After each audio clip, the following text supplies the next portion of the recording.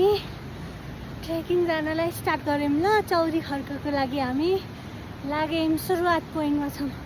By by. Few moments later. एउटा लट्ठी खोज्यो मलाई।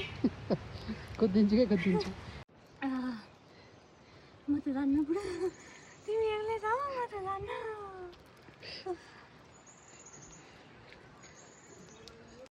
मलाई के अस्ति झर्ना परेको थियो त, अस्ति हाम्रो झर्ना परेको रिस मेटाउनलाई मैले यता लिएको सही भयो नि त्यो। र अस्ति झर्ना परेको छुट्टीमा यसलाई मार थकाउँछु भनेर यसले मलाई लिएर आयो। साथीहरू हालत खराब भएको छ मेरो। तर केही छैन, म पुग्छु ल है साथीहरू। म चाहिँ अलिअलि गर्दै हिँडिरहेको छु लट्ठी टेकेर। लट्ठी चाहिँ भेटियो होइन। अब कहाँसम्म पुगिन्छ, तपाईँहरू हिँड्न सक्ने मान्छे चाहिँ आउनु होला।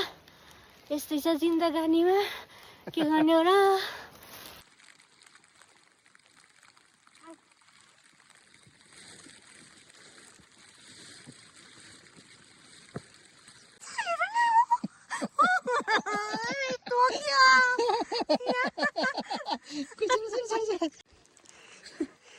बुडु बुकी पाटनको आउँदाखेरि तिमीलाई चुङ्री बुकीमा आउँदाखेरि कस्तो लागिरहेछ? अघि आउनु न भन्थ्यो त खालि। अघि चाहिँ मलाई गाह्रो भइरहेको थियो, अहिले चाहिँ मलाई रमाइलो लागिरहेछ। सबैजना आउनु होला होइन। हामी दिउँसो यस्तो पानी परेको बेला त हामीले यस्तो राम्रो भ्यू देखिरहेको छौँ है। बिहानै आएर बेस क्याम्प आएर तपाईँहरूले हेर्नु पाउने एकदम राम्रो भ्यूहरू देख्नुहुन्छ। अहिले चाहिँ म खुसी नै छु, एडभेन्चर फिल गरिरहेको छु, रमाइलो भइरहेको छ मलाई।